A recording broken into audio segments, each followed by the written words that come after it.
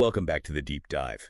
Today, we're really aiming to shake up how you might think about clinical coding. Right. Forget that old idea of just data entry. We're talking about a profession that's interpretive, uh, critical, like being a detective, really. Yeah. Clinical data interpreters. That's a great way to put it. And the central question we're digging into is, why does having that prior healthcare background, whether it's clinical or administrative, seem to be the thing that makes a good coder, well, truly exceptional? It sounds like it's about understanding the why behind the codes, not just the codes themselves. Exactly. Context is everything. Okay, but let's start with the basics, the languages. We've got ICD-10 for the why diagnoses, right? CPT for the what the procedures, and HEC-PCS level 2 for supplies and equipment. You got it. And someone with clinical experience, they sort of intuitively know the flow. They've seen it, so they know, okay, this situation likely starts with a diagnosis. Let's check ICD-10 first. Or, this note's about a service. CPT is the starting point.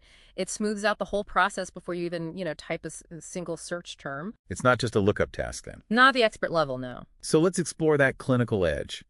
The sources say top coders don't just know anatomy and physiology, they're fluent.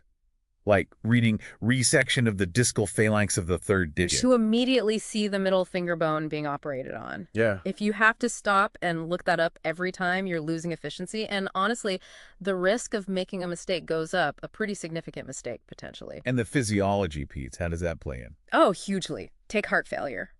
Knowing the difference between systolic and diastolic dysfunction, that's not just academic knowledge for a coder. It directly impacts how specific you can be with your ICD-10-CM code. It's about capturing the true clinical picture. Right, getting maximum specificity. Precisely, which leads to better data quality overall. Okay, this brings us to that aha moment you mentioned, the clinical detective idea. Let's use the pneumonia example. Patient comes in, chart says pneumonia. So a coder without that deeper clinical context might just assign the general code, J18.9, unspecified pneumonia. It's technically correct based on that one word, but it's passive, just transcription. But the coder with, say, a nursing background. They engage differently. They interpret. They're scanning the whole record. Maybe they see low O2 sats, specific bacteria flagged in the labs. Like streptococcus pneumonia. Exactly. And their clinical brain says, hold on, this looks more serious. It prompts them to query the physician. Doctor, based on the labs and vitals, could we perhaps specify sepsis due to streptococcal pneumonia? Wow. Okay, that's a huge jump from just pneumonia to sepsis due to strep pneumonia. It is, and it's crucial because it accurately reflects how sick the patient really was, the resources used. And it ensures the hospital gets appropriate reimbursement for that higher level of care. That's active interpretation adding real value. Absolutely. That's the experience premium in action. But it's not just clinical experience that provides an edge. Right, the administrative side counts too. Like a former medical biller. They've seen the whole life cycle of a claim.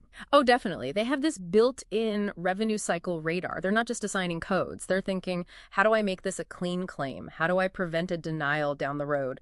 They know the common pitfalls. They've felt the pain of denials before. You bet. And that perspective, it pays off, literally. AAPC compensation data shows, I think it's about a 42.3% average income increase from entry-level to late career coders with 15-plus years. Experience is clearly valued. It's a career accelerator. No question. It propels people into more advanced roles.